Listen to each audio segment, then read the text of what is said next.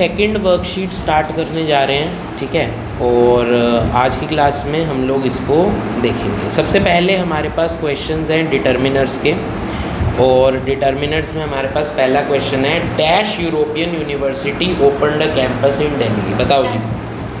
देखो, इसमें दिखने में हमारे को दिख रहा है यूरोपियन, थोड़ा ध्यान से समझना। जब हमने डिटर्मिनर्स किया था तो मैंने बताया था यहाँ पर दिखने में तो ई दिख रहा है, दिखने में तो ई दिख रहा है, पर इसको पढ़ते हैं यूरोपियन। क्या पढ़ते हैं? यूरोपियन। तो जब पढ़ते हैं तो उसमें वाई की साउंड आ रही है। किसकी साउंड आ रही है?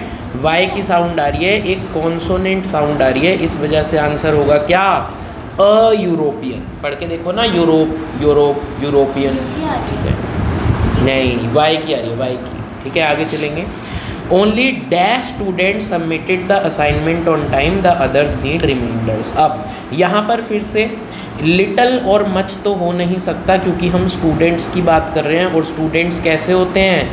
काउंटेबल होते हैं। कैसे होते हैं? काउंटेबल होते हैं। अब हमारे को चूज़ करना है फ्यू और अ फ्यू के बीच में, और ऑलरेडी हम लोगों ने ये पढ़ा था रूल कि फ्यू हम यूज़ करते हैं नेगेटिव कॉन्टेक्स्ट के लिए, और अ फ्यू हम यूज़ करते हैं पॉजिटिव कॉन्टेक्स्ट के लिए। तो आप मुझे बताओ यहाँ पर ज़्यादा सही क्या होगा? हालांकि this is a tricky question, पर अब बताओ। A few. देखो, only dash student submitted the assignment on time, the others need reminder. इसका मतलब क्या है?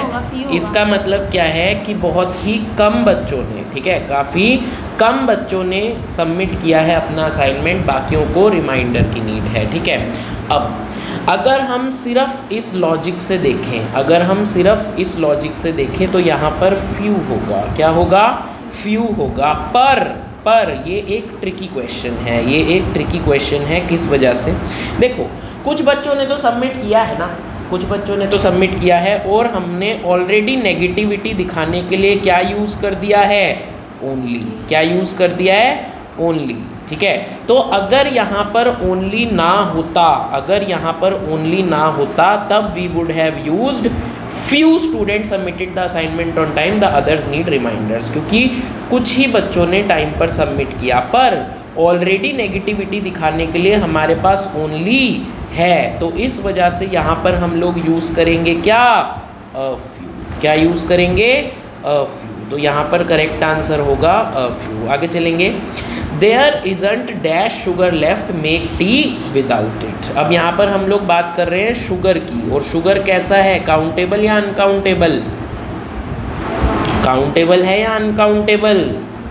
अरे अनकाउंटेबल। बात समझ आ रही है? तो इस वजह से यहाँ पर हमारा आंसर होगा मच। क्या होगा हमारा आंसर? मच। आगे चलेंगे। She is dash inspiring teacher I have had, the most inspiring. Very good. आगे चलेंगे। Dash student must carry N ID card. बताओ। एवरी। Very good. यहाँ पर करेक्ट आंसर होगा एवरी, ठीक है। ऑल और बोथ के साथ हमेशा प्लूरल लगता है, मैंने बताया था, और इवन सेवरल के साथ भी। तो इन तीनों के साथ हमारा जो नाउन होना चाहिए वो प्लूरल होना चाहिए, ठीक है। इस वजह से यहाँ पर ऑल, बोथ और सेवरल एप्रोप्रिएट नहीं है। आगे चलेंगे। I couldn't find dash of my missing notebooks. बताओ। नहीं, एनी, ठीक है। I couldn't find any of my missing notebooks. आगे चलेंगे। She gave me dash advice that changed my approach. अब सबसे पहले यहाँ पर हम लोग बात कर रहे हैं एडवाइस की, ठीक है। एडवाइस जो है इट इज़ अनकाउंटेबल। वो कैसी होती है? अनकाउंटेबल, ठीक है। अब जो अनकाउंटेबल चीज़ है उसके लिए फ्यू और अ फ्यू तो हो नहीं सकता। हमारे पास है लिटल और अ लिटल। देखो, she gave me dash advice that changed my approach, ये एक पॉजिटिव बात है। कैसी बात है? एक पॉजिटिव बात है, और पॉजिटिव बात के लिए हम क्या इस्तेमाल करते हैं? A little. अरे बात समझ आ रही है? तो यहाँ पर करेक्ट आंसर होगा अ लिटल। आगे चलेंगे। Dash honesty and hard work matter in the long run. तो यहाँ पर क्या होगा answer? Both. Very good. Both honesty and hard work matter in the long run. अब हम चलेंगे जरा अगले सेट ऑफ क्वेश्चंस पे, जो कि फिर से काफ़ी ज़्यादा इंटरेस्टिंग है, और वो बात करते हैं वोकैबलरी के बारे में, ठीक है। सबसे पहला हमारे पास क्वेश्चन है, चूज़ द सिनोनिम। सबसे पहले सिनोनिम का क्या मतलब होता है? जिसका सेम मीनिंग हो, जिसका क्या हो? सेम मीनिंग हो। किस वर्ड का हमारे को ढूंढना है सिनोनिम, जो कि है मेटिकुलस। देखेंगे, सबसे पहला है केयरलेस, बिल्कुल भी नहीं, ठीक है। फिर है हेस्टी, हेस्टी का मतलब होता है जल्दबाजी में, ये भी नहीं। कैजुअल, कैजुअल का मतलब होता है इनफॉर्मल, ये भी नहीं। मेटिकुलस का करेक्ट सिनोनिम है केयरफुल, ठीक है, जो काफ़ी ध्यान से काम किया जाए, काफ़ी सिस्टमैटिक वे से किया जाए, ठीक है, काफ़ी सिस्टमैटिक वे से किया जाए। आगे चलेंगे, choose the antonym of scarce. Antonym का मतलब क्या होता है, जल्दी से बताओ। Opposite meaning. क्या मतलब होता है अपोजिट मीनिंग? हमारे को किसका अपोजिट मीनिंग बताना है?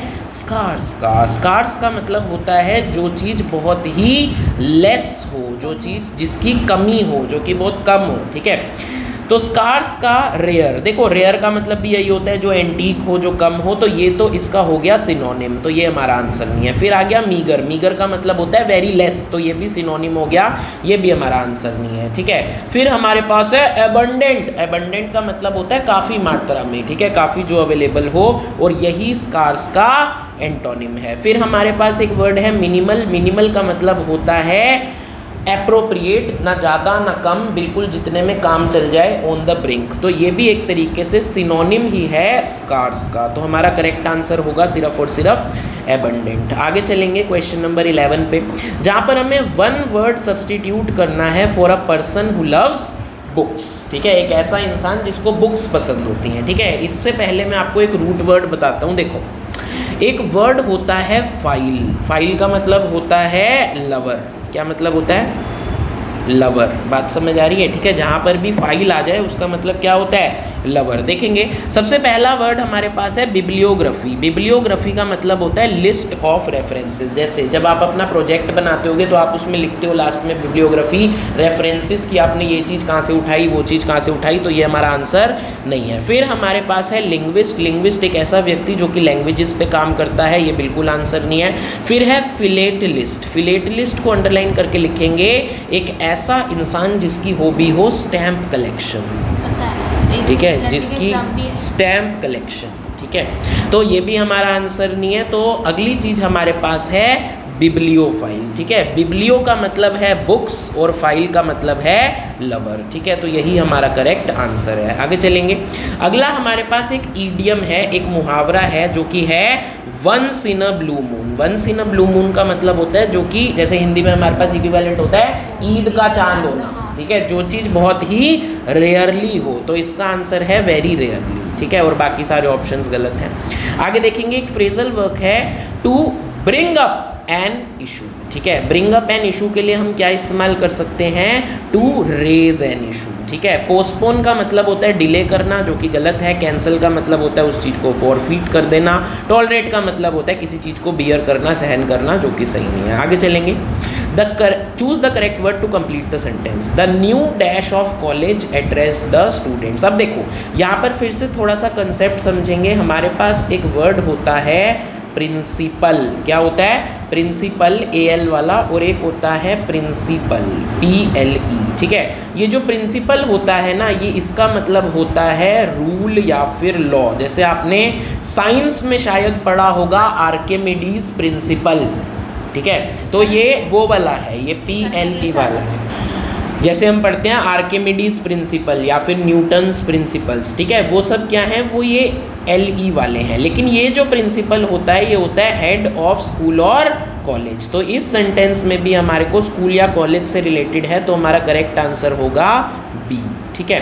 चलो लास्ट क्वेश्चन पे चलेंगे, जो कि है क्लोज टेस्ट। क्लोज टेस्ट में सबसे पहले हम पैसेज रीड करेंगे और फिर हर एक ब्लैंक के लिए हमारे पास कुछ एप्रोप्रिएट ऑप्शंस है। देखेंगे, in our town a group of volunteers started dash initiative, तो आंसर क्या होगा? एन इनिशिएटिव, ठीक है। To set up a street library every weekend they place a wooden shelf dash the park gate. Park gate के behind, under, into नहीं सही होगा, beside की उसके साथ में, साइड में, ठीक है। Fill it with novels, comics and school guides. The idea is simple, take a book, leave a book. एक बुक दो, एक बुक लो। At first there were dash readers. देखो शुरू में they were not very successful, तो ये positive बात है, नेगेटिव बात है? नेगेटिव बात है। तो इस वजह से at first there were few readers, क्योंकि नेगेटिव चीज़ है, और रीडर्स जो है दैट इज काउंटेबल, काउंटेबल है तो लिटल और अ लिटल तो हो ही नहीं सकता, नेगेटिव बात है तो we are using few. But consistent announcements on the school notice board help soon people begin to develop. दूसरे वाले का बता. Yes, soon people began to develop the habit of reading while waiting for the bus. The team also created labels to no, not initiate, indicate. So indicate. ठीक है. The team also created labels to indicate the categories, so even younger children could choose easily. By the end of 3 months, the project had grown into a lively meeting spot for families. ठीक है, तो मुझे उम्मीद है आपको काफ़ी सारी चीज़ें सीखने को मिली होंगी इस वर्कशीट से.